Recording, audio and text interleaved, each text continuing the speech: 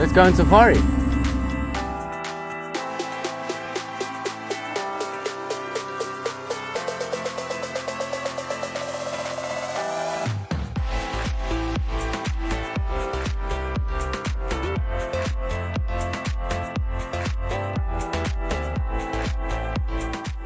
So there is a tree next to me called the knobthorn tree.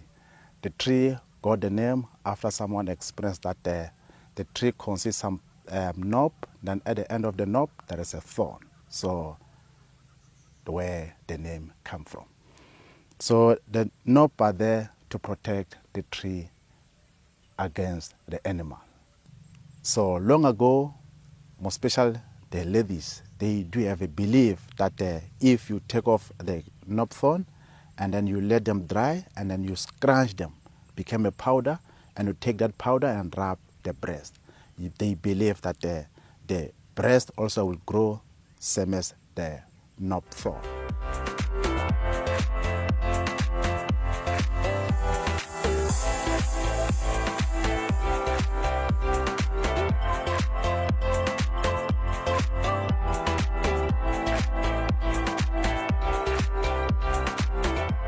What we can see here is a massive herd of breeding elephants. So it'll be mothers, daughters, granddaughters, great-granddaughters, sisters, nieces. So all elephants in a herd are related to another in one way or another. The thing to remember is with a herd of elephants, the males are the temporary. They're not a permanent resident or a permanent member of the herd.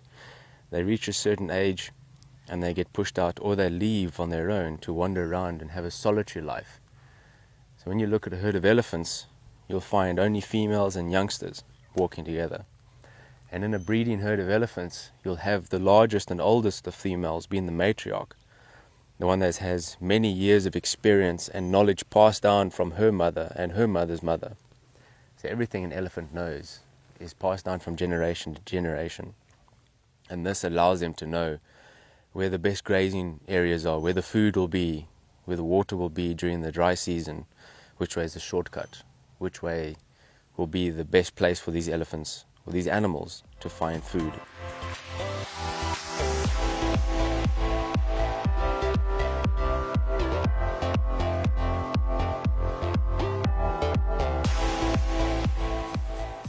You see behind me in the tree is a plant that we call a leopard orchid.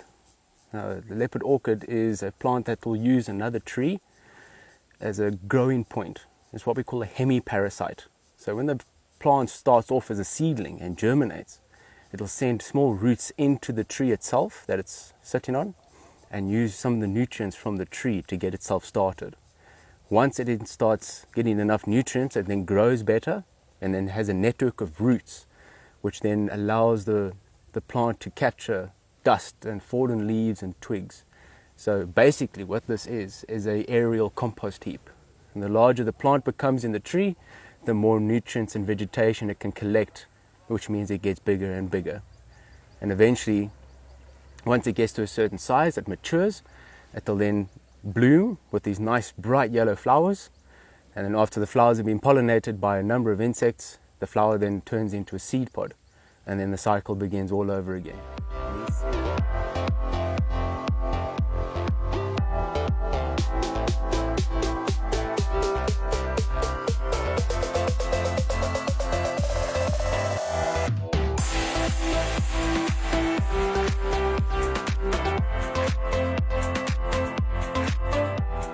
So behind me here you can see that we have some zebra in a very open area. So zebras are perfect for the open area due to the fact that they are grazers, which means they prominently eat grass, and initially with them they're very well adapted for this. So they have to eat quite a lot of grass, which there is in the open area, and then also their eyes sit quite high on their face so that they can see over the grass whilst grazing.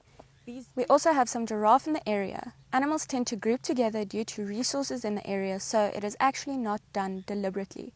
But it also helps to have more eyes on the lookout for predators. And because your giraffe are so tall and have good eyesight, they make for a perfect lookout.